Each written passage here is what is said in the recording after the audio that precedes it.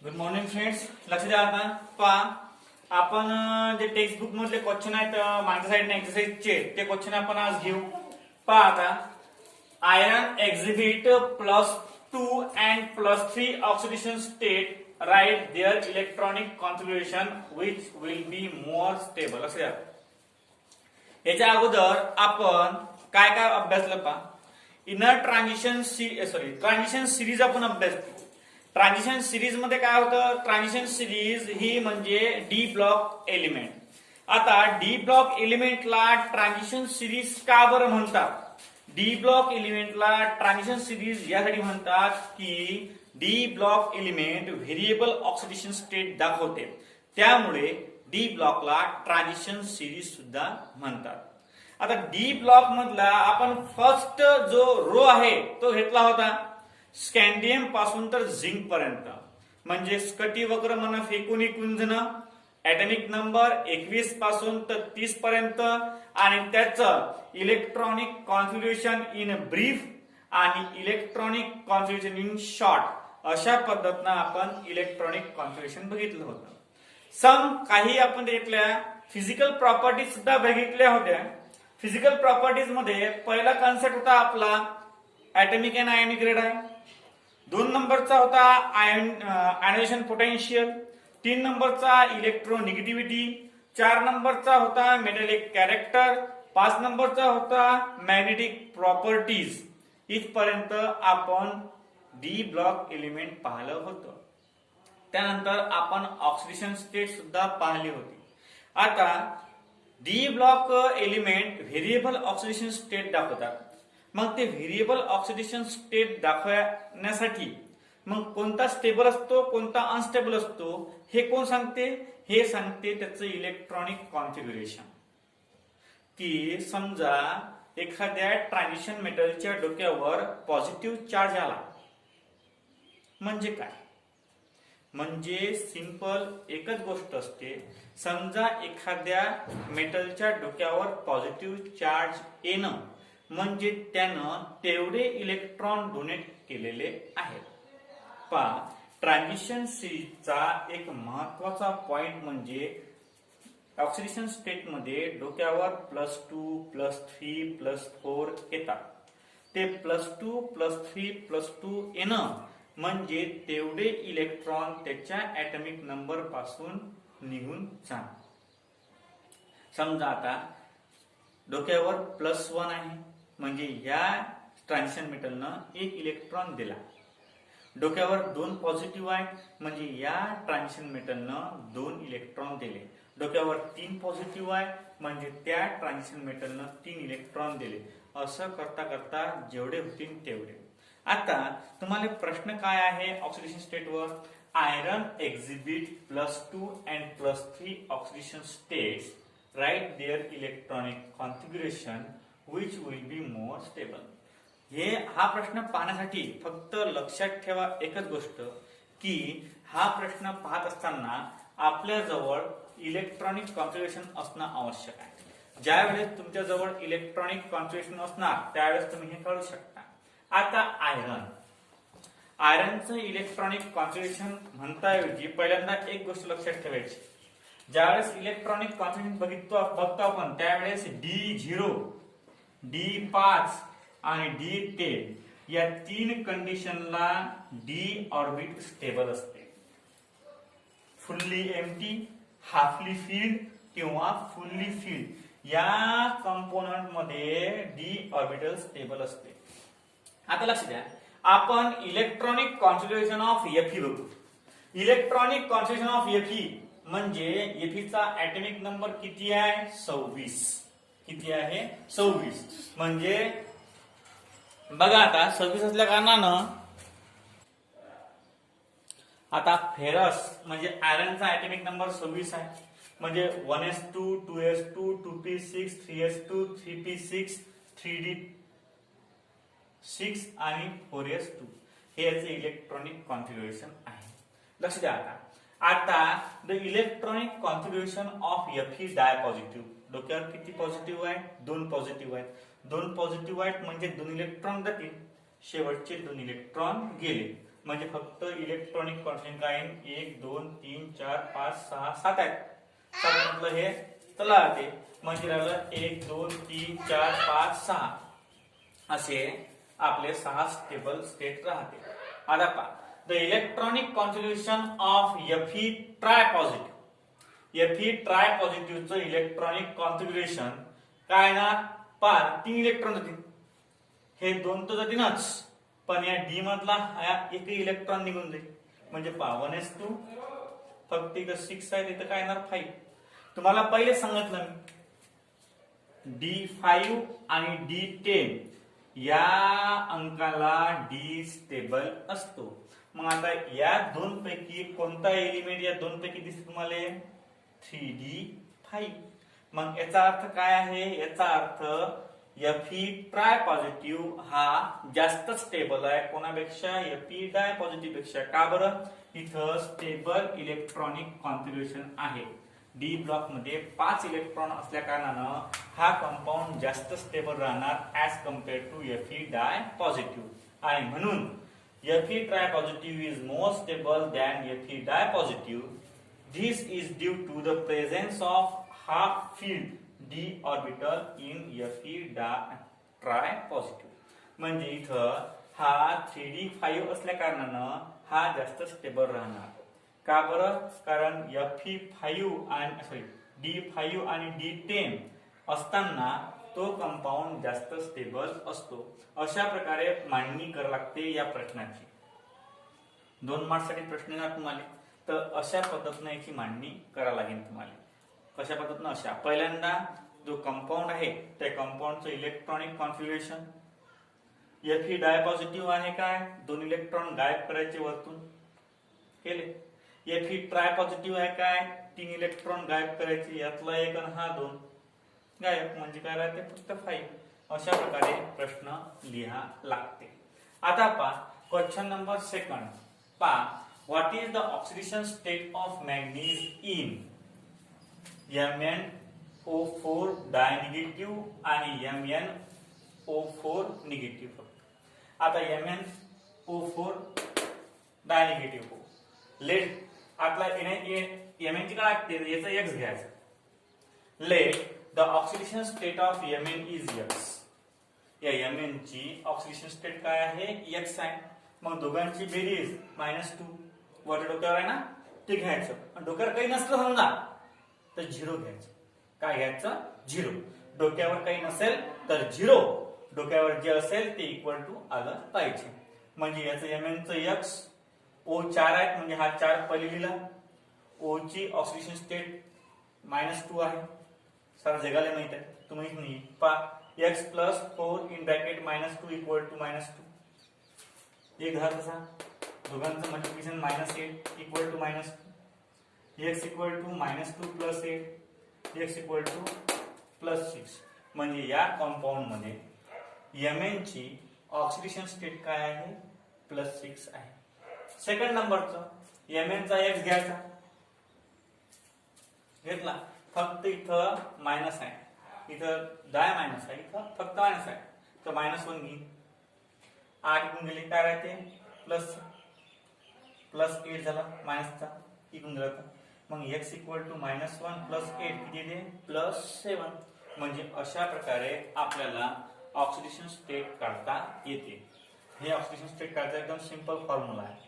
डोक्यावर जे असेल ते इक्वल टू असते. डोक्यावर काही नसलं म्हणजे काय असते? 0 असते. काय असते? 0. आपण 2 प्रश्न पाहिले आता. Iron exhibit +2 and +3 oxidation state. म्हणजे दोन्ही प्रश्न ऑक्सिडेशन स्टेटवर अवलंबून आहे. प्रश्न तुम्हाला येऊ शकतात. असा जर प्रश्न आला तर पहिले नॉर्मल एलिमेंट म्हणजे नॉर्मल एलिमेंटचं इलेक्ट्रॉनिक कॉन्फिगरेशन लिहायचं. नंतर 2 इलेक्ट्रॉन काढून डाय पॉझिटिव्ह असेल तर, ट्राय पॉझिटिव्ह असेल तर 3 इलेक्ट्रॉन काढून ते सेलच गायब करायची. ती सेलच गायब करा लागते. मग गायब केल्यावर कोणता स्टेबल आहे? हा. का बरं? कारण डी ऑर्बिटल हाफली फील्ड आहे आणि ज्यावेळेस डी ऑर्बिटल हाफली किंवा फुल्ली फील्ड असते त्यावेळेस डी ऑर्बिटल स्टेबल असते. अशा पद्धतीनं हे झालं तुमचे 2 क्वेश्चन. आता क्वेश्चन नंबर 3 पहा काय आहे. क्वेश्चन नंबर 3च्या पहिले आपण एक प्रॉपर्टी लिहून घ्यायची. ते प्रॉपर्टी आहे colour. Colour of transition series. Colour of transition series. आता कलर पॉवर कसे आहेत तर तुम्हाला डायरेक्ट मी चार्टच लिहून देतो. तो चार्ट तुम्ही तुमच्या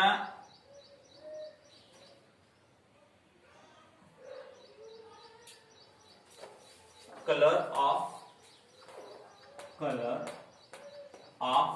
transition series.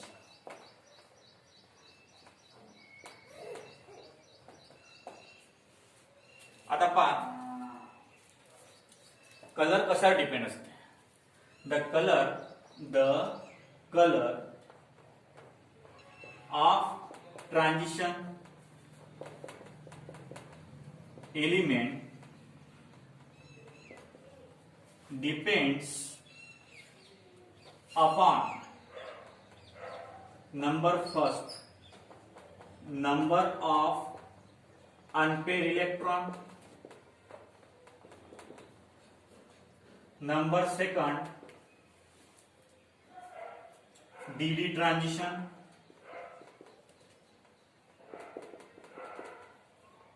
number third nature of ligand attached to the metal atom,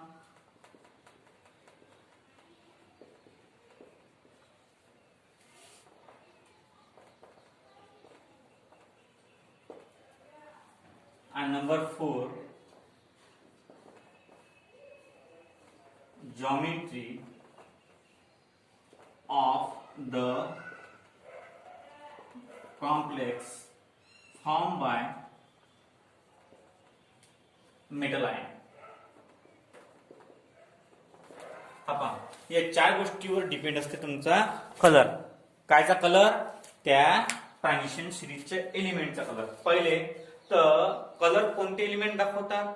ज्या एलिमेंट मध्ये अनपेअर इलेक्ट्रॉन आहेत. अनपेअर इलेक्ट्रॉन म्हणजे सिंगल इलेक्ट्रॉन आहे. सिंगल इलेक्ट्रॉन ज्या मेटल मध्ये असतील. स्कटी वक्रमाने फेकून जण ज्या याच्यामध्ये म्हणजे ऑक्सिडेशन स्टेट नुसार ज्या एलिमेंट मध्ये अनपेअर इलेक्ट्रॉन असतील तो कलर दाखवते, बाकीचे कलर दाखवत नाही. सारे पेअर इलेक्ट्रॉन आहेत बा तर तो कलरलेस आहे. सारे अनपेअर इलेक्ट्रॉन आहेत बा तर तो कलर आहे. असा ट्रान्झिशन सिरीजचा एक नियम आहे. आता colour of transition element depends upon चार फॅक्टरवर डिपेंड्स आहे तो.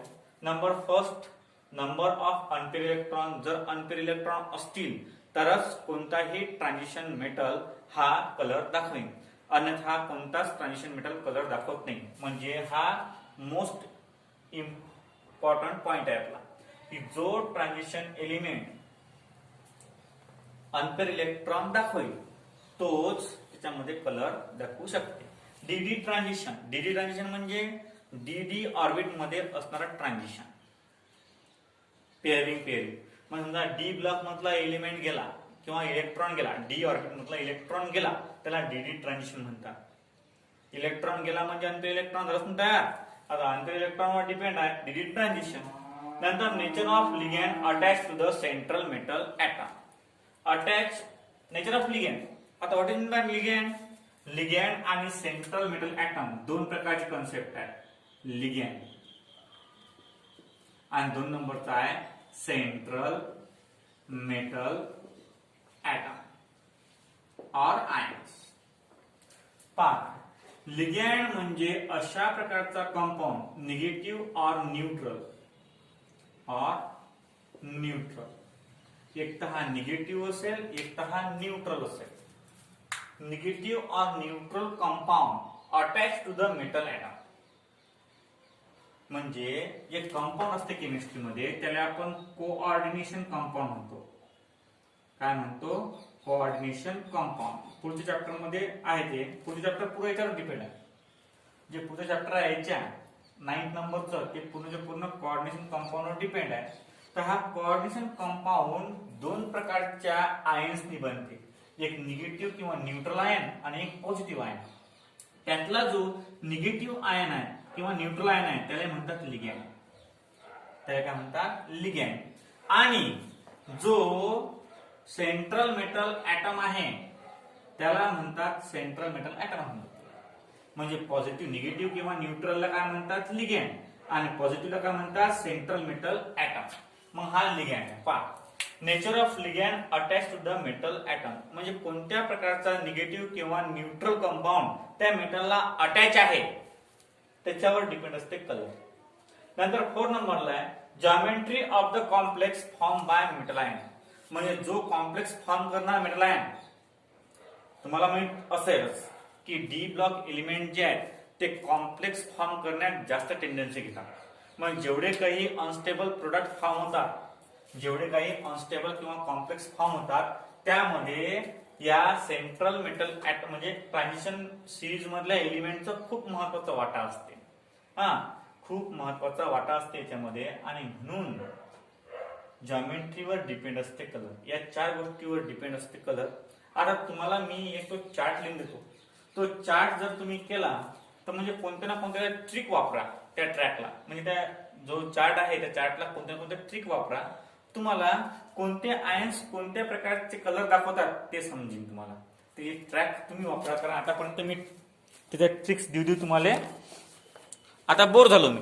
आता तुम्ही काही ना काही ट्रिक्स वापरून हा चार्ट लर्न करा आणि ते ट्रिक्स मला ग्रुपवर पाठवा की सर आम्ही अशा प्रकारची एक ट्रिक तयार केली. अशा प्रकारे तयार करा ट्रिक की ते लर्न झाले पाहिजे. पहा काय आयन आउटर कॉन्फिग्युरेशन आणि नंबर ऑफ अनपेअर इलेक्ट्रॉन आणि नंतर colour.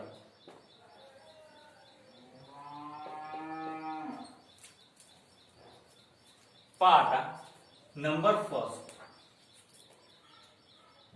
स्कॅन्डियम tri positive. Number second titanium tri positive. Number third titanium 4 positive. Number 4 vanadium 3 positive. Number 5 chromium 3 positive. Number 6 manganese 3 positive. Number 7 manganese इथे डाय पॉझिटिव्ह करा, इथं tri positive. नंतर 8 ferrous di positive. 9 ferrous tri positive. 10 cobalt di positive. 11 cobalt झाल्यावर nickel di positive. 12 copper di positive. आणि नंतर 13 zinc डाय positive. अशा प्रकारे एका खाली एक हे लिहून घ्या लागतात. आता पुढे बघा आहे तर आउटर इलेक्ट्रॉनिक कॉन्फिगरेशन आहे तुम्हाला दिलेलं. पुस्तकात दिलेलं तुमच्या आहे, पण पुस्तकात तुम्हाला उघडीन कोण पाहणार कोण त्यासाठी मी तुम्हाला पूर्ण लिहून देत होते. याची ट्रिक्स तुम्हाला पाहायची. Outer electronic configuration 3D0 3D1 3D0 3D2 3D3 3D5 3D4 3D6 3D5 3D7 3D8 3D9 लक्ष द्या 0 1 0 2 3 5 4 6 5 7 1 2 3 4 5 6 7 8 9 10 11 12 13 14 हा यामध्ये कॉपर डाय पॉझिटिव्ह आणि 14 आहे झिंक डाय पॉझिटिव्ह 3d9 3d10 3d10 आता पहा number of unpaired electron 0, number of unpaired electron 1, number of unpaired electron 0, number of unpaired electron 2, number of unpaired electron 3, number of unpaired electron 5, number of unpaired electron 4, number of unpaired electron 6, number of 1.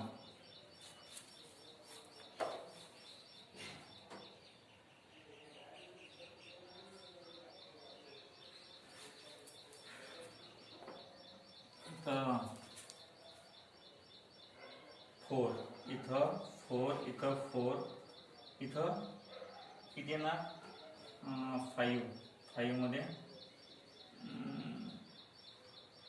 5 इथं 7 आहे तर 7 मध्ये 3 येणार इथं 8 आहे तर 8 मध्ये 2 येणार इथं 9 आहे इथं 1 येणार इथं 0 इथं 0 जमलं. नंतर पहिला आता हे लक्षात ठेवायचं मला दुसरा तिसरा चौथा पाचवा सहावा सातवा आठवा नववा 10वा 11वा 12वा 13वा 14वा. आता कलरलेस सेकंड पर्पल कलरलेस इथं ग्रीन इथं व्हायोलेट इथं लाईट पिंक इथं व्हायोलेट इथं पेल ग्रीन इथं येलो इथं पिंक इथं ग्रीन इथं ब्ल्यू कलरलेस आणि कलरलेस. पहिल्यांदा तर ज्यांचे 0 आहे ते कलरलेस करून टाकायचे आणि ज्यांच्यामध्ये अनपेअर इलेक्ट्रॉन आहेत ते अलग आहेत. ज्याच्यामध्ये अनपेअर इलेक्ट्रॉन आहेत ते पहा इथं 3d0 म्हणजे ज्याच्यामध्ये पहा 1 2 3 आणि 4 जिथं अनपेअर इलेक्ट्रॉन 0 आहे तिथं पहा काय आहे कलरलेस आहे. आता इथं 1 आहे इथं 1 आहे त्याचा ब्ल्यू आहे 1 ला याचा पर्पल आहे. मग 1 साठी अनपेअर इलेक्ट्रॉन 1 असेल तर ब्ल्यू किंवा पर्पल. नंतर 2 साठी पाहा 2 इथं ग्रीन आहे 2 इथं ग्रीन आहे म्हणजे 2 साठी ग्रीन पक्का आहे. 3 साठी पहा 3 साठी व्हायोलेट 3 साठी पिंक 3 साठी व्हायोलेट 3 साठी पिंक. 4 पहा 4 साठी व्हायोलेट किंवा 4 साठी काय आहे मग पेल ग्रीन. नंतर 5 साठी पहा इथं 5 साठी लाईट पिंक इथं 5 साठी येलो लाईट पिंक आणि येलो. नंतर 6 साठी नाही आणि 0 साठी कलरलेस. आता नवीन सिस्टीम पहा पहिल्यांदा काय करायचं पहिल्यांदा हे 14 आहेत +3 +3 +4 +3 +3 +2 असं. आता हा जो चार्ट आहे हा चार्ट तुम्ही कोणत्या पद्धतीनं कसं लक्षात ठेवता याच्यावर डिपेंड आहे की कलर कोणकोणता आहे का. तुम्हाला जर कलर लागत असेल कलर कोणकोणता आहे तर त्यासाठी तुम्हाला चार्ट लक्षात ठेवावा लागेल नाही तर मग काहीच नाही. बस आजसाठी हा चार्टच करा. या चार्टवर कोणतं लॉजिक लागते ते लॉजिक मला तुम्ही व्हॉट्सअपवर पाठवा. बस आजसाठी एवढंच बाकीचं आपण उद्याला पाहू.